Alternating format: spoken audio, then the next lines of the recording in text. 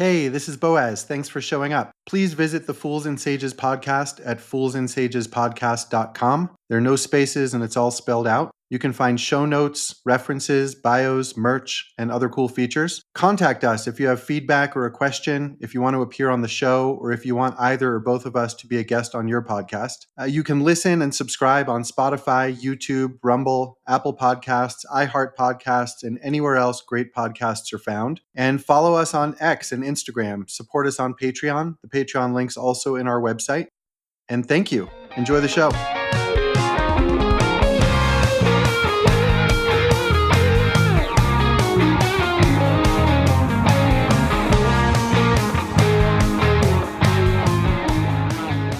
Hi, welcome to the Fools and Sages podcast, where we fools talk about philosophy and psychology and hopefully do it in ways that are applicable in your day-to-day life. My name is Boaz. I've been an executive and a founder, mostly in renewable energy companies.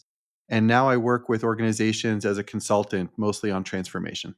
Hey, folks. Welcome back to the Fools and Sages podcast. I'm Brian. I'm a teacher and an artist and a student and a backyard philosopher. And welcome back today. Thanks, Brian. So I had been thinking that historically, while a lot of our conversations would start with me showing up in your living room with some question or another, just as frequently I would show up in your living room and you might already be talking about something, either to Annie or to whoever else is there. And you read voraciously, and so you're always when you're talking about something, usually exposing me to something I haven't read, something I haven't heard. So I'm curious what you've been reading lately, and let's see where we go from there. Yeah, curious. I had an intuition you might ask me that. Yeah. uh, I have gone through chapters of reading actual physical books to reading things online and back and forth. And I'm not as book centric as I have been in years past. But with this current chapter, it seems like that's coming back a little bit more. So I have found myself reading a couple interesting things, and I think, well, maybe what we'll do is let's talk about what I'm reading now, and then we can go back because the two books back, I think, is a real interesting one that we touched on a little bit. It's really not a book; it just looks like a book. It's something whole else again. But anyway, the thing that I'm reading now is called "The Angle of Repose." Does it ring any bells? Written No. by written by Wallace Stegner. Okay. Now, Wallace Stegner is an author that a lot of people don't recognize the name of, but I bet you do recognize the name of Larry McMurtry Hmm. or Wendell Berry or Edward Abbey, and a list of other people that were all students of Wallace Stegner Okay. and his creative writing. Uh, Was that in Kentucky, or where did Wendell Berry study? It was at a university, and I'm not sure where it was. That's one we'll put that in the notes Yeah. because he was a professor. It might have been somewhere like Missoula or someplace that I can't quite remember. But I mean, this guy, this just from his students, one shall know the tree by its fruit. Reminds me of Joe Satriani and all his amazing guitar students. Yeah. Exactly, very much the same because a lot of maybe more people have read Edward Abbey and Wendell Berry and these other guys than have actually read Stegner. But I first read Stegner where he tells a great story about Powell. I think it's called West of the 101st Meridian or something like that. And it's about the first expedition down the Colorado River through the Grand Canyon. And, it just shows you Stegner really is a master. I mean, he really is a master because he engages you with the story, but he broadens your understanding of everything in telling you that story. And he's an author of the West. the American West, and that's significant for us maybe in a way that isn't as obvious to Easterners or people on the very West Coast, maybe. Yeah, I was going to ask you. I mean, my association with Edward Abbey and Wendell Berry. I'm not familiar with the third student that you mentioned. Is that both of them are deeply connected to nature and the environment around them, and have this kind of intellectual and artistic and spiritual, maybe dragon angle that goes with the more horizontal tiger. Fingers in the ground, in the forest, on the farm, that kind of vibe. Right, right. Larry McMurtry is the one that you didn't Oh, recognize. he wrote westerns. Yeah, of course. Lonesome Dove. Yeah, yeah. Yeah, and a host of others. Yeah, there is, and that is part of what he brings to us, Stegner, is an appreciation for the environment in a way that the West brings about. I grew up on the East Coast. I was born in Ohio, then I moved to New York. So I was used to that f- forested, canopy over you, the sky kind of distant. Things seem closer and tighter and wetter. And so I remember when I came out west. I guess I first came out west as a Boy Scout to go to the Philmont Scout Camp, Okay. and it was quite an impact on my adolescent mentation. I mean, it was foreign in that sense. There's a famous quote, I think, from a John Wayne movie where it says that everything's going to bite you or stick you or, uh, you know, uh, but something about it also, we've talked about, I think, in past episodes about hermits end up in the wilderness and that there's something is brought out of them by that environment. And I think that's very much the same thing that has happened to people in the West, is that the environment has brought something out of them. And it has brought a certain toughness. It's brought a certain stoicism, uh, but it's also brought a feeling of the pulse of nature and both its bounty and its uh, uh, scarier aspects. Uh, you know, I often think of the passage when Lewis and Clark are talking about their first encounter with a grizzly bear. And they had heard from the Indian tribes that they had visited about the grizzly bears out on the plains, and they were a little curious. And he talks about I think it was maybe their second or third encounter when they managed to shoot this big grizzly bear that comes skidding to a halt at their feet. And he makes some great statement like, we believe by this time, all of our curiosity regarding this creature had been thoroughly satisfied. And they were hoping they never saw another one again in their lives. That's a great line. Yeah. And they had firearms. They were Yeah. not shooting arrows at a grizzly bear or taking him on with a spear. You know, Eskimo tribes that hunt polar bears with spears, you know, and Yeah.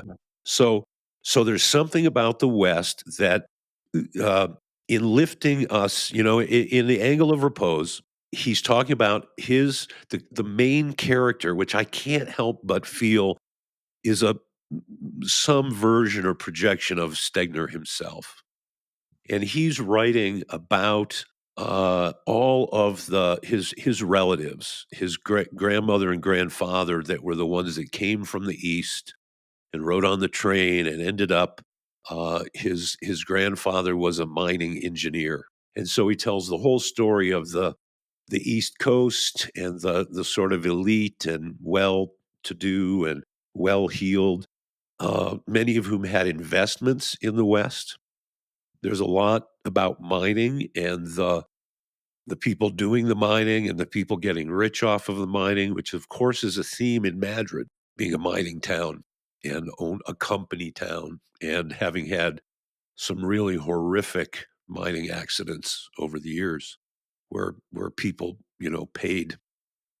with horrible deaths, uh, you know, and uh, so there's an interesting thing that goes on.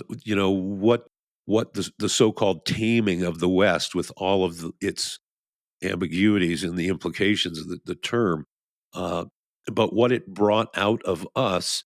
He sort of he's looking at that over the years and how it changed his grandmother and his grandfather, and the things they had to endure. For example, the shock of his grandmother when she saw that his grandfather, was wearing a pistol and sometimes went to work, with a long gun in a scabbard because there were issues of claims jumpers. They spent a brief period of time in Deadwood.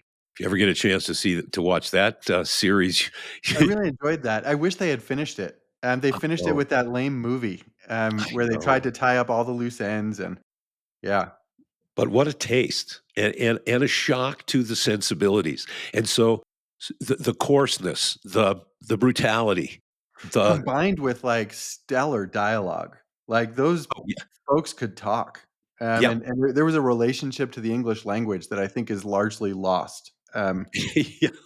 Yeah, Well, and its polyglot ability, the way it morphs and changes to fit in different crevices, yeah. so to speak. No, that was an interesting, a very curious time. But again, another time when life was very cheap Mm, and brutal and just undisguised uh, greed and brutality and yeah. you know I also, associate that time with, kind of actually, I'm thinking now of Blood Meridian, and the judge, like, characters like that that are larger than life. I have the sense that they really existed in the American West because there was space for them. right. Yeah, you had big personalities in the East too, of course. But I just kind of imagine Kit Carson, or I guess the judge is based on a real dude, also. Yeah. Um, yeah, No, I think that it is makes a crazy history, but things were, you know, wild, and humans adapted in a different way to cope with it. And it's interesting because living in the West, we kind of have that all around us in a way. Um, so, so this idea of the angle of repose is that the the term angle of repose applies to geology, I guess, where rocks come to stay to rest on a okay. hillside on a particular angle that they call the angle of repose. If it was any steeper, they would continue to roll. And if it was flatter, they wouldn't have rolled at all. So this angle of repose is that place in between where things come to rest. Mm, And so he's kind of looking back at history and sort of seeing where things came to rest. mm. He's in the result of all of this history. And, this is an interesting thing that a lot of us forget because we have two parents and four grandparents and eight great grandparents. We're sitting on the top of a pyramid of survivors. And That's funny. I was just reading Richard Dawkins yesterday, and the first chapter of his book. I'll grab the name of it. Something Eden. Um, he's talking about how one thing we take for granted is that everybody in our lineage lived long enough to have children by definition, and that's a big undertaking, right? There's a lot to be said for that. there's a So lot to be said we're for the that. pinnacle, right, Yeah. of all of And that. in some sense, a distillation of that survivability. Yeah. Mhm. And then as as Terence McKenna said the one time I saw him live, he said, nature is trying to do this thing through you that's involved with that process of, he says, and it's too important to screw up with your Cuisinarts and Volvos. I think was the way he said it. Which points back to, that one string banjo about how, there being a force to evolution and that we should swim along with that current. Mhm.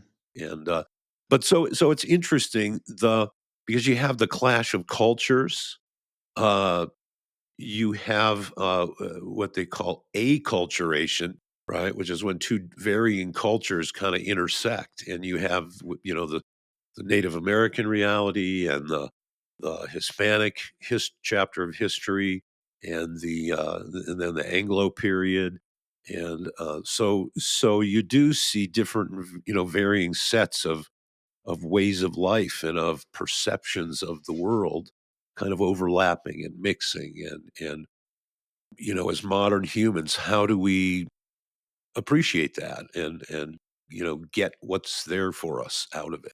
And so it's interesting. He's kind of Stegner's sort of looking at this, and he's kind of musing about how things change.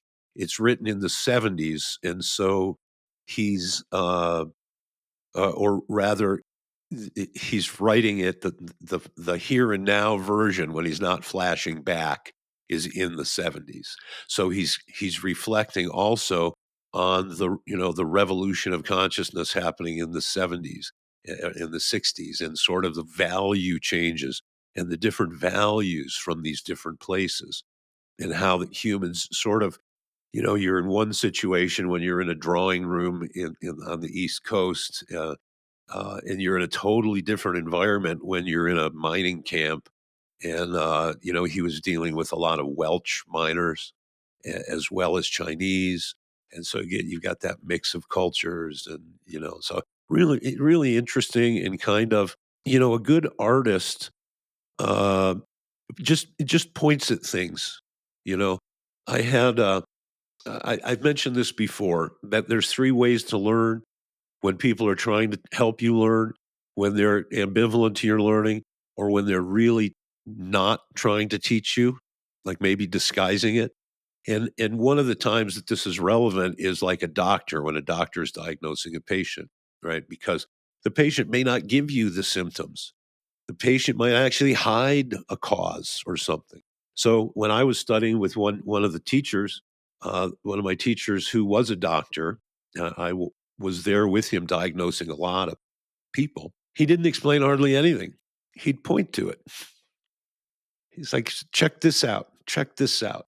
He'd look at the tongue, he point at the tongue. He'd look at the eye, he point at the eye. And then maybe after you'd absorbed a lot of the patterns, you go, oh, so then this and this connects with that and that. And then you go, oh, so so the idea was to make you a detective. And, what an artist does is he sort of like helps you in your detective work. They can kind of point out something you might have walked by. They can kind of underline something or circle it in a way that you can give it a new dose of your attention, a new bit of consciousness to it. And so Stegner kind of brings us in the angle of repose to kind of understanding some of those chapters that we stand on, that are our foundations, and he makes it an interesting story as you go through it. So it's like, I want to know what's going to happen in the mining camp next, because they're fighting Yeah. over the claim jumpers, things like that. So Yeah. Yeah, the West is it's like archetypal in a way. I grew up in New York City also, and or on the East Coast. You were upstate, right? I was about an hour north of the city. Yeah. And I first came out to New Mexico when I was about 15 because my older brother was going to a school out here in Montezuma, New Mexico. Oh, And right so on. we had a family vacation where we dropped him off at school for the first time. And and I decided then that I was going to live here. Uh-huh. And I came back when I was 20, so 5 years later. I left high school early and went to college, and then I left college early and came to New Mexico and wanted to start what I was thinking of then as real life. It's Mhm. just time to get a job and start living, and let's see what happens.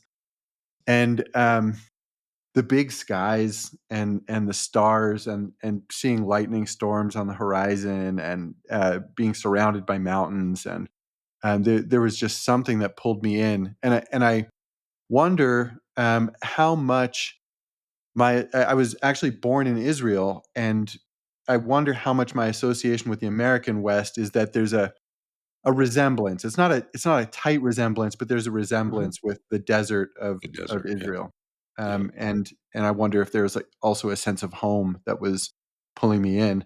And it's absolutely changed me. I mean, we can attribute that to particulars too, like living off the grid and things like that. But within the ethos of being in the Mountain West, I kind of can't see how it wouldn't change someone, right. if you're out here long enough.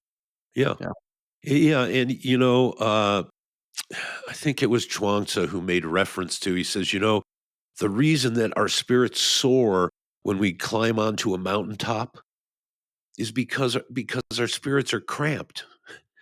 And so when they get to that mountaintop, you know, and it plugs into our conversation about how energy moves up, right? And so this natural idea, right?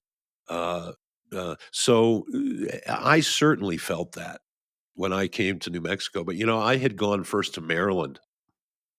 I did a year at St. John's in Annapolis. Oh, I didn't realize that. Yeah, and Annapolis is like, in many ways, it's the anti New Mexico. It's, like, really moist, and the sky is really low and cloudy a lot, and I found that I was very photosynthetic, and so I felt like I'd get to about 7 in the morning, and then it would stay there all day. Like, it never made it to full on noon. So when I found out that St. John's had a second campus in Santa Fe. It was actually my roommate, I think, who said, "Oh yeah, we should go to Santa Fe." And I mean, and there was some interesting stuff in Maryland for sure. I got to see Joe Pass play at Charlie Amazing. Beard's, Best change runner ever on guitar. Yeah. and I was probably sitting 12 feet away in a small club with probably 12 other people listening. Just Hmm. mind blowing to stumble into that. Yeah. And so there's definitely some stuff on the East Coast, and of course, coming from New York, there's stuff that's just only there, right? Uh, and yet, I just couldn't imagine living there now. When you live out in the desert, the way that I've seen it, from having lived in Santa Fe, that was about as cityfied as I really lived. Uh, but when you're in the city, you kind of turn down your hearing aid because there's always something going around. There's more information than you need to process. And so you're always kind of turning down your senses a little bit. Whereas when you live out in the desert, you hear the truck coming for a few minutes before it shows up, and you hear the coyotes, even if they're over on the other mesa. And I did go through a process where it's like the desert kind of melted me open a little bit. Mm. I say melted because it didn't happen right away. But over a period of time, now that I've lived here for so long, I can't imagine having become who I am in any other setting. Say more about open. I get the melted part, but what do you mean by melted you open? Well, because my senses could extend. I had an experience I think I mentioned once where I came up on the mesa. And, when I came here, there was nothing. I didn't buy a house that was built. It was just trees, largely juniper trees, a few pine trees in there, a lot of choyas and some prickly pears and barrel cactuses. But uh, so I had to come out here. It was probably 30 miles from where I was living, so I had to make sojourns out here with materials and until you've done this, you don't realize what all you depend on to live. Like if you need it, it's not here, so you'll have to bring it. And if you don't need it, you need to take it away, right? There's not somebody gonna come to your house to take away all the stuff you don't want, and you're not gonna just run down the street. And over the years, I've seen people come out and try to live in the desert, and you can see what their addictions are. "Oh, they ran out of cigarettes. Okay, now they're going back." Or, "Oh, they this or that," and it does shine a flashlight. But what happened to me was I would come here and I'd have all my plans. Okay, I'm stockpiling these things so I can build this other thing. So and I was always in that human semantic world that we talk about, and my plans and how things are going to work and what do I need and how do I arrange it so that I can get what I need. And then at one point, I had this awareness of all the life that just went on there, that had gone on there, that was going to continue going on there, that I had was just completely unaware of. That I mean, like, yeah, I knew there were birds and I knew there were squirrels and I knew, all that, of course, but I didn't get it. Like I wasn't with it. I hadn't opened up to it somehow.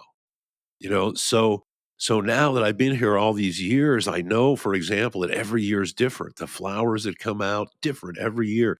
How many rabbits, how many jackrabbits, how many coyotes, how many mountain lions and bobcats and all of this, like you start to be able to be present to the web of the way nature works because you're in an environment where you haven't stamped it all out or forced it into boxes and channels that keep it workable. Mhm. So so you can open up to that because it's still there, it's still intact, you know? And that's why I don't, it's like, yeah, we can go on about, "Oh, yes, the environment's important, you shouldn't destroy the environment, yeah, da, da, da, da, da." And that's all well and good, but that's just entirely semantic. That's just entirely a conversation in your head. You need to get it. And for you to get it, you have to be in it and you have to see what it does to your consciousness. You have to experience firsthand how you need this. You come from this. This will help you be you. This will help you remember you. This will tell you about you and the potentials you have as you because you're part of it. And part of the danger of that semantic world that I beat up all the time, but I always underline, we need this. It's tools. It's a powerful tool, but it's half of the tools. And if we only use it then we can overdo it. And so part of that immersion in a natural environment, every animal there is in a state of zen, right? Every animal there, every plant, it's all in its place. It's all moves in time. And when you have that experience, see, I think I was lucky when I was a kid because I was a Boy Scout. And ironically, I think this was all meant to be pre-military training. But what it did, in fact, was it turned me on to nature, right? I mean, it woke me up to my uh, connection, my natural connection, and this natural immersion that you can have in a natural environment. So the question wasn't how do I modify the environment so that I can live? It's how do I modify what I need so that I can still be in that environment and not completely mess it all up so that I lose the benefit of it that I went there for. So, I tried it when I built a house. I didn't want to cut any trees down, and even though I got a million trees, like I want to be in there with this stuff. I don't want to be instead of this stuff. Mhm. Yeah. And I grew up in a suburb of Cleveland. And honestly, I could to me, I couldn't think of a less attractive way to live.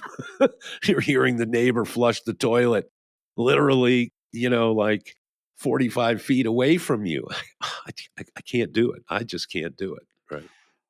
What I'm saying is that if you have a whole brain experience of the natural environment, you can come to understand how you rely on it and your natural relationship to it. And then, even if you live in the city, even if you live in the suburb, you will change your city. You will change your suburb because of your perception, because of your experience, as Mhm. opposed to holding it as a value, as a conversation in your head. Oh, I ought to do that. Like I ought to change the kitty litter, but I can do it tomorrow. Like it becomes another thing with another thought that sits with all these other thoughts, as opposed to this experience.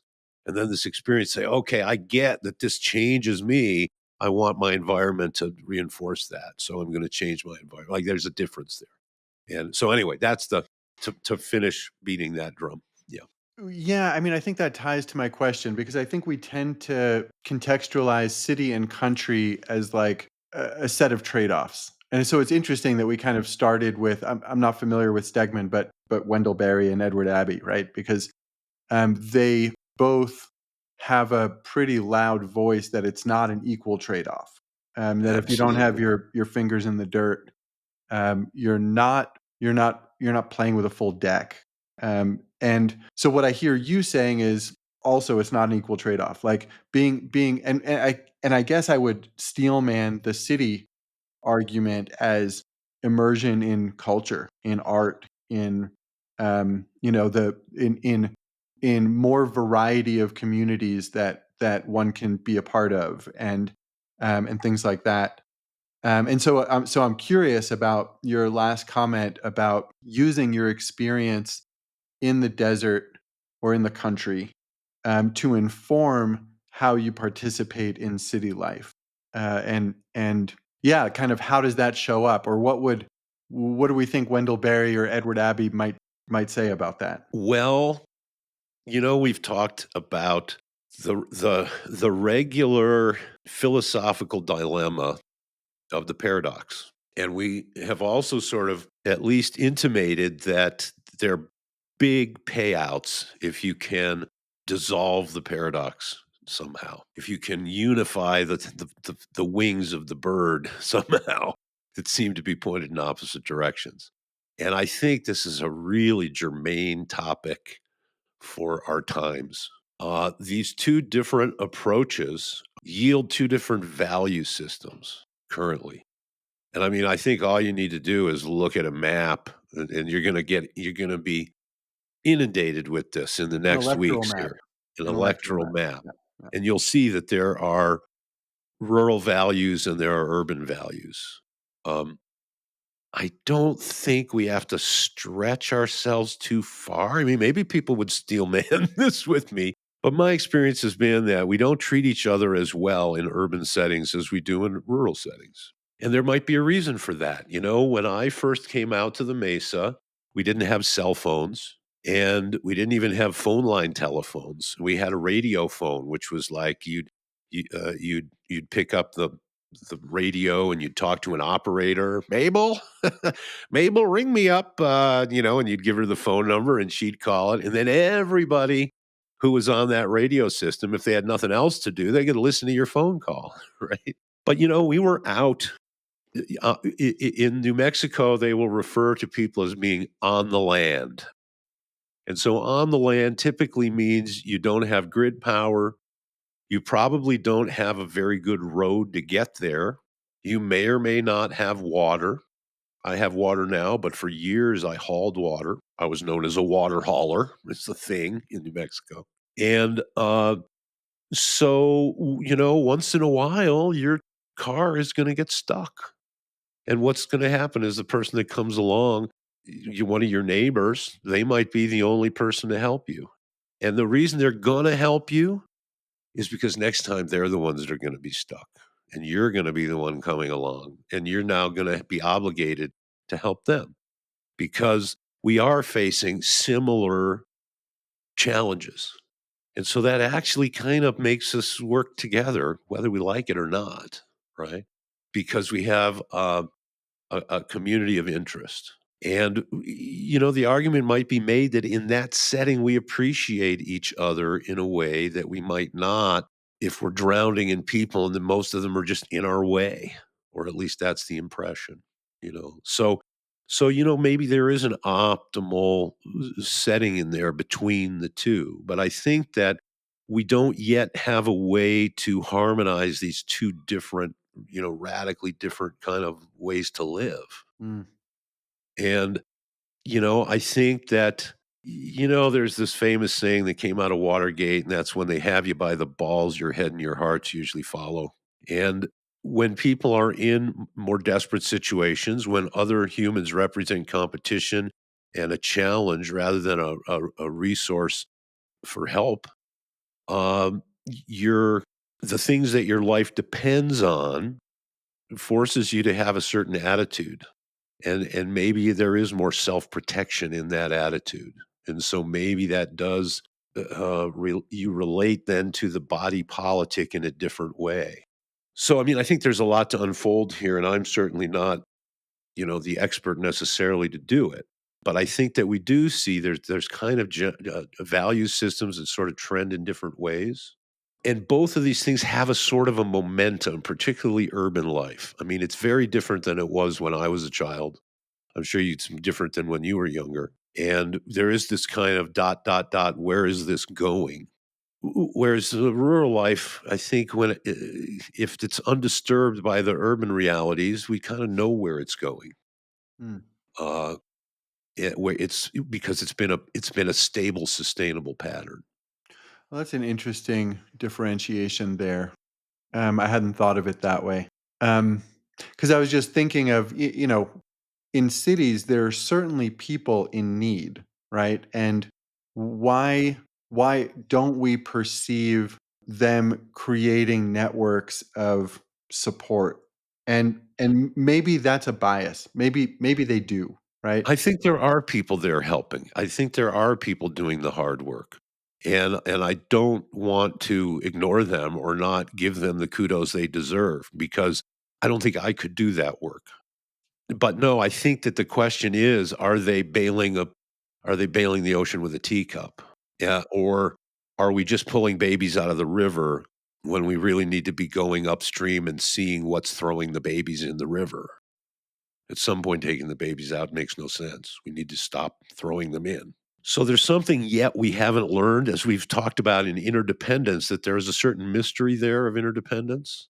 And we obviously haven't cracked that nut. We haven't perfected that because our interactions are not always joyful. How Oh, much do you think that this city country dichotomy is informed by, let's say, dealing with physical realities that we do in the country that we don't in the same way in the city? Like you gave the example a minute ago a of your lot. car breaking down and your neighbor helping you out. And I thought about the times that I've broken down on the mesa and how somebody like Chuck will happen by and help me dig out when I'm high centered or whatever, or you pulling me in the snow, or various. Like I've been helped a lot, and in the city, it's like there are 100 mechanics within spitting distance, so I don't expect somebody to stop. Rather, I know that I can get a tow, which I can't get on the mesa. And so Mhm. I think of it as a different kind of network. But the having to dig, right? Whether it's your footer or dig your car out when it's high centered, or actually like do basic stuff like that, I do think is formative in some way. And Oh, yeah. and I think part of why I wanted to move to New Mexico and experience real life, whatever that meant to me when I was 20. I started working construction because I had never had any experience growing up in New York City of turning a tool or digging a hole or anything Yeah. like that. Yep, yep. And there was something visceral that I guess I needed to integrate. Yeah. The tiger world. Yeah. So do you think that's fundamental to this city country thing? Because I know there are plenty of city folk that will tear a house down to the studs and remodel it, and they're handy Yeah. people in cities. I mean, I think life makes demands across the spectrum, but maybe the differences in what we value Hmm. and therefore what we reward and therefore what we incentivize, you Yeah. know. And that's where I'm kind of trying to I'm kind of trying to address that balance by my one string banjo attack. And like what's that show, Undercover Boss, right? What is one of the things we love about that? It isn't just that we see that people get surprised because the guy was really their boss. It's also we like seeing the guy at the top deal with the realities of the people at the bottom. Yeah, Trump was at McDonald's yesterday or the day before, pretending to be a McDonald's employee, and it seems like that got a lot of coverage. Bullseye, Yeah. bullseye. And so why? Because the people at the bottom know that they're dealing with realities that the people at the top are avoiding. Mm. They know that. I mean, you may think they're not smart enough to make it into the C suites, but they know what's going on. You know, turns out that in a city, getting water to your toilet is not super simple stuff. These are not stupid people just because they're doing hard jobs. And so I think that there is something about that. I think that, y- you know, my feeling has always been, for example, when I've run crews to build a house, okay, I feel like everybody who I get to boss around, in air quotes, to earn the right to do that, I have to be able to do their job. And I need to be able to do their job better than they are. So that when I tell them, hey, turn it around, hold it the other way, they know, oh, this guy, he's actually done this so much that I know he knows this is going to be better and easier, and he's right. So there's a natural authority based on experience, so that I'm not running a trip on his head. I'm actually more like a teacher helping him up his skills. And so I think that you're respected in a different way if that's the way you do things. If and then also people feel like there's some place to go. On the other hand, if they start to know that you couldn't do their job, but you want to boss them around, for example, when I ran water systems, we used to have to do a thing called the sanitary survey, where the state sends out some Jamocha, and usually these guys were really nice. They're still kind of Jamocas, right? And they get sent from the state to look over and inspect your water system. So one of the things that I always made sure that I asked them, even though I knew the answer when we began the survey, was I would always ask them, which water system did you run? How long did you run it for? Well, of course, the answer was always, I never ran a water system. So the answer was always for zero time. So there come, and I just wanted to set that as a foundation. So you're going to come and tell me from your book learning how to do a job that I know because I've done it for 10 years. I've done it at night. I've done it during the day. I've done it in the winter. I've done it in the summer. I've done it with the right tools. I've done it with the wrong tools. I've seen it done right. I've seen it done wrong. And now you, with a book, you're going to come and you're going to tell me what I should do and what I'm doing right and what I'm doing wrong. Do you see the setup there? Well, I've had this debate in management world, and I think I honestly think you're presenting a little bit of a straw man of it, because I don't think that the value of the manager has to be defined the way you're defining it, and Oh, I don't think it has to be. and a counter argument is the person with 20, 30 years of experience working with the machines can't possibly be replaced, and their manager can't possibly know more than them, if their manager has been focusing on learning how to manage, and it's a different skill set, and I think there's Well, and value in that model too. I was dealing with government inspectors, Yeah, your first state, example was about management, though. but in management in general, I think that that's where, and you know where this used to happen? This used to happen in Vietnam. It used to happen when a new lieutenant got sent in to lead a group of soldiers that had survived combat experience. Yeah, that's a dangerous situation. And this is exactly where you see this. But you know where this, if we look at this, what's the difference between the lieutenant and the guys who've been in the trenches? It's the difference between enlisted men and officers. Well, but a good lieutenant is gonna go in there and say, "Hey, you guys have some experience here. How do we use it, and how can I help remove Absolutely. obstacles so we can use it?" So there might be a comment there about an officer class generically, but that's what I'm saying is a straw man, and that a good officer is gonna get in there and figure out how to use these resources and support them, And a bad officer might catch a round fly in the wrong direction. for sure. Yeah, I mean, and that happened, Yeah. right? So, but I guess my point is that the reason to going back to the class is because it goes back to the traditional distinction between the common folk and the elites, or the lords and the rabble, right? Or and that's why we have it, that's why we inherited from England, where the government has a House of Lords and a House of Commons. We have a House of Representatives and a House of Senators, and And there's a check that says that we want to make sure that the people don't get out of hand. So we're going to have some elites sitting, riding herd on top of them. And the old word for this was the aristocracy, coming from the Greek aristos, which said best, Why which is it meant, not an attempt at creating a class of philosopher kings like the Republic suggests? Why is it inherently the negative version of that? well, I'm saying that originally it wasn't. Originally it was, in a tribal setting, we want to go with the guy who wins, right? If we're going to go to war, we're not going to pick the guy who looks the cutest or the guy who wears a pantsuit really nice. We're going to go for the guy who wins the battles, right?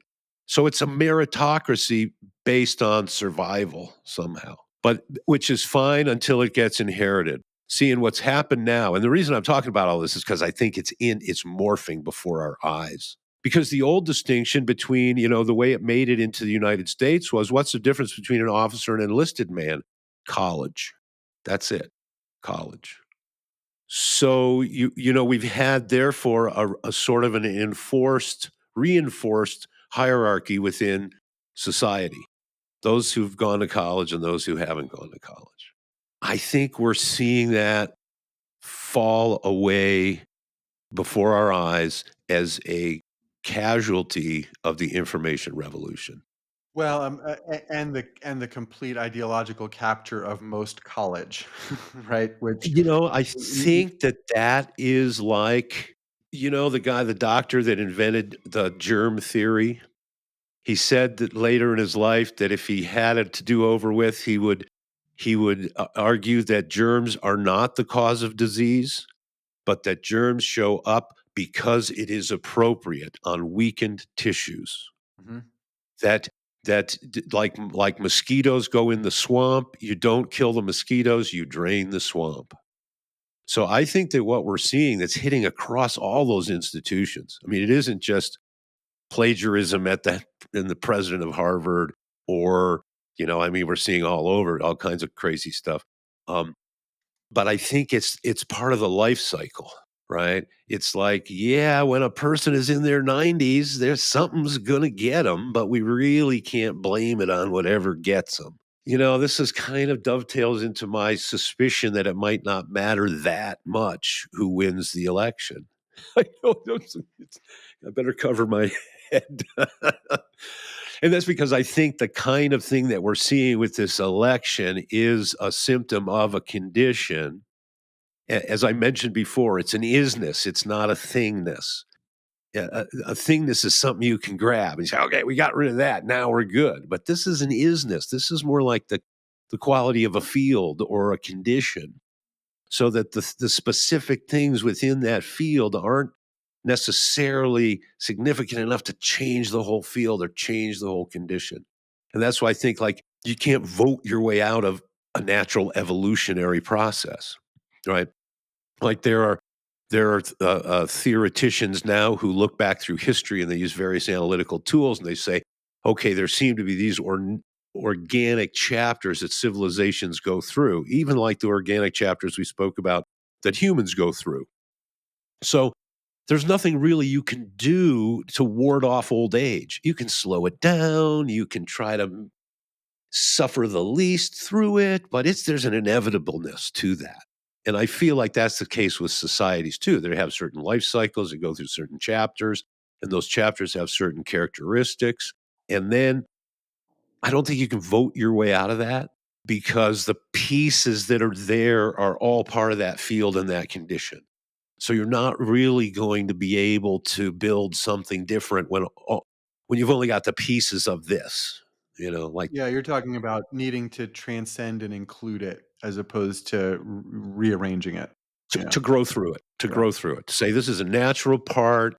The Chinese use a term in the I Ching that translates as molting.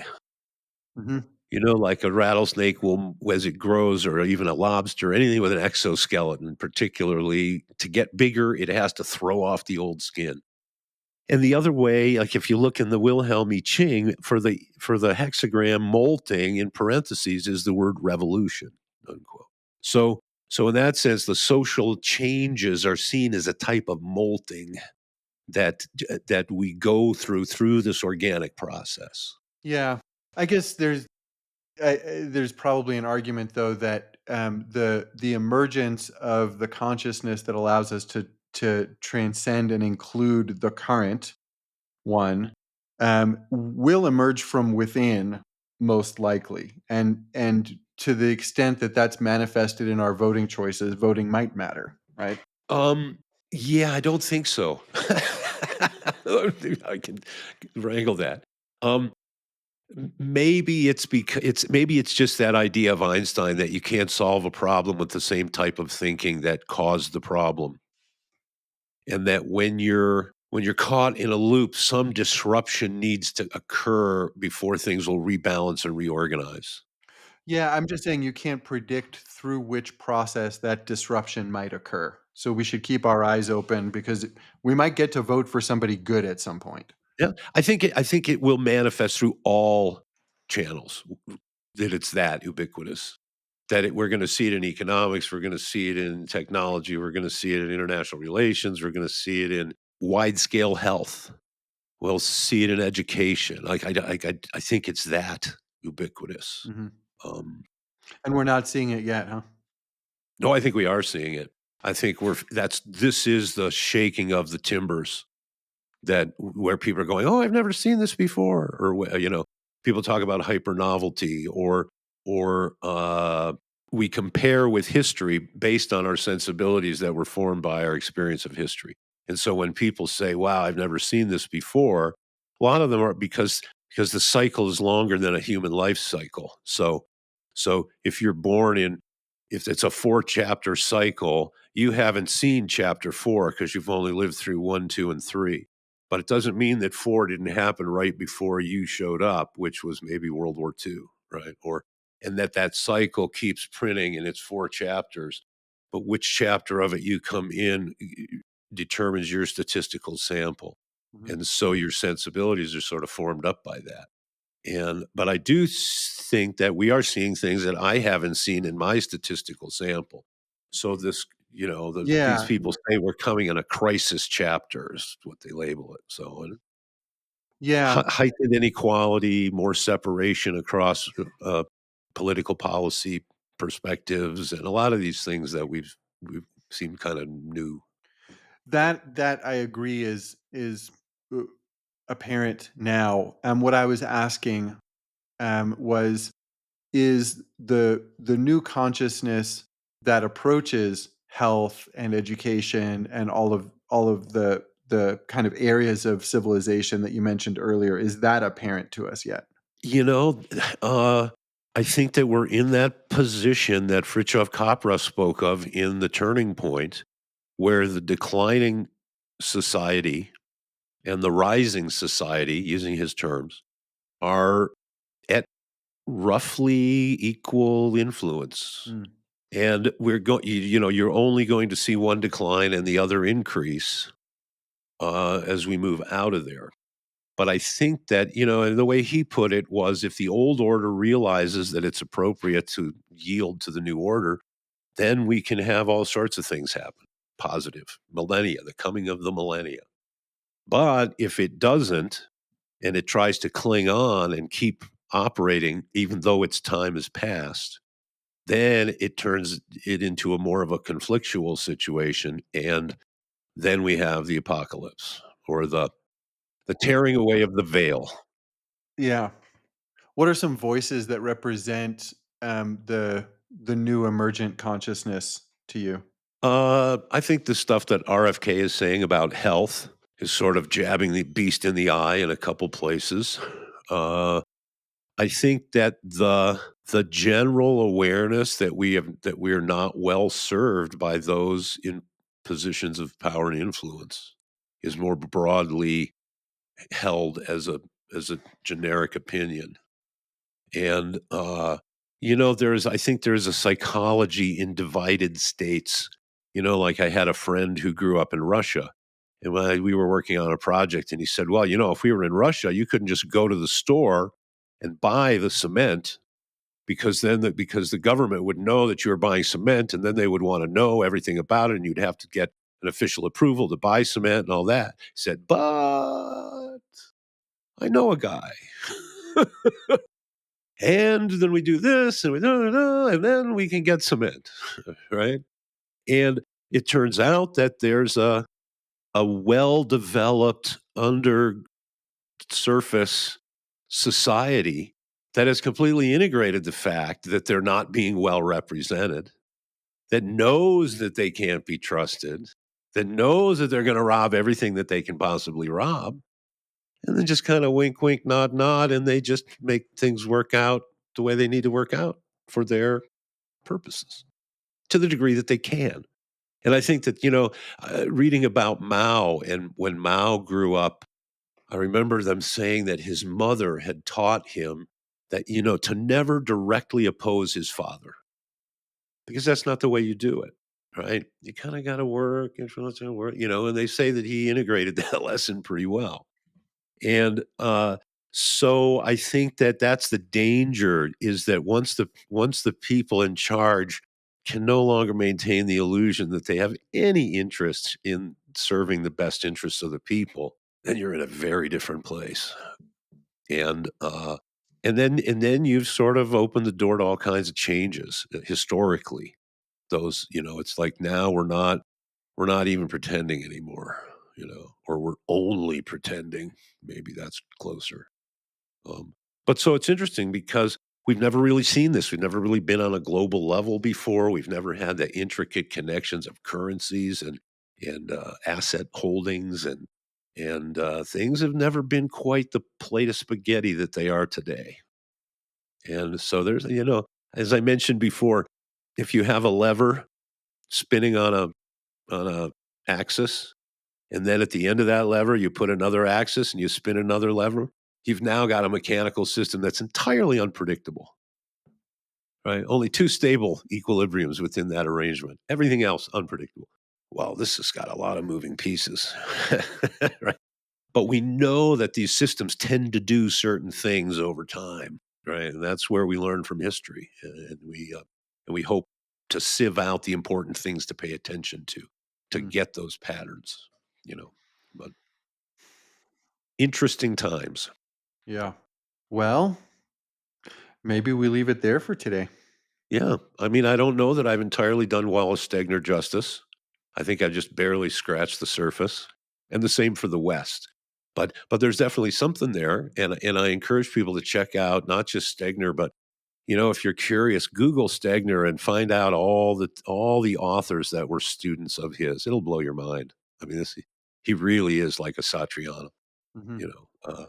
And yeah, and the other thing about that is most of my life I have not spent a lot of time reading fiction, and I'm coming now. I'm actually reading a little more fiction, and sometimes the relevance in fiction is a bank shot. They're not spelling it all out like a philosopher's trying to get you to get it. So, Yeah, I was just listening to Jordan Peterson just did a podcast with Lex Friedman, and I just listened to the first 10, 15 minutes on my way to the gym. And Peterson was talking about Nietzsche and Dostoevsky being among the great romantic philosophers. okay. And it was interesting to me that he put Dostoevsky in there, as a kind of as a philosopher, as opposed to a novelist. Um, so I read mostly fiction right now. I mean, I just started this Richard Dawkins book, but I'm drawn more to fiction for some reason now. Oh, okay. Yeah. Yeah, I've read most of Dostoevsky and most of Tolstoy. And although Tolstoy's nonfiction is mind blowing, what then should we do? Wonderful piece. If you want to know about how we should address the poor with good conscience, and particularly as a good Christian, Tolstoy really goes into that with an intellectual honesty that I was surprised. I mean, I read Anna Karenina and War and Peace, and to me, they were kind of like reading movies. you know? But then when I read What Then Should We Do? I was like, "Whoa, I didn't there's a whole part of Tolstoy that I didn't really get how the intellectual integrity that the man had." And, Yeah. but Dostoevsky, I think of as the first guy that's telling you what's inside his head, the Mhm. characters' heads. Yeah. Really the psychological novel, and so well done. When I was reading Crime and Punishment, there's a section where Raskolnikov, he's committed the axe murder. Just basically, if you haven't read Crime and Punishment, we got our hero Raskolnikov. He sees this person who's a moneylender, just comes to despise this woman for taking advantage of everybody's suffering and getting rich on other people's suffering. And so he goes and he murders her with an axe. But the daughter or the stepdaughter, who might not even be mentally sound, if I'm remembering correctly, she comes in, or she's there, and he has to axe murder her, who's completely innocent, right? And then you got the cop who's catching Raskolnikov. But during this section, after he's done that, and he's kind of like, he can't believe what he's done, and he goes into this section where he would like fall, he'd be sleeping, and he spent a lot of days where he's just like in his bed because he kind of doesn't want to come out into the. Every time I'd read a section of that, I would fall asleep because that's what was happening. So I really had to push through it, you know. But fiction can pose these philosophical questions in way, if it's done well, in ways that make it extremely relevant. Not all fiction is necessarily monkey food. I think when I was younger, maybe I had a little more of that, you know, That bias. opinion, Yeah. that bias. But Well, the way you talk about Zelazny, though, you don't entirely hold that.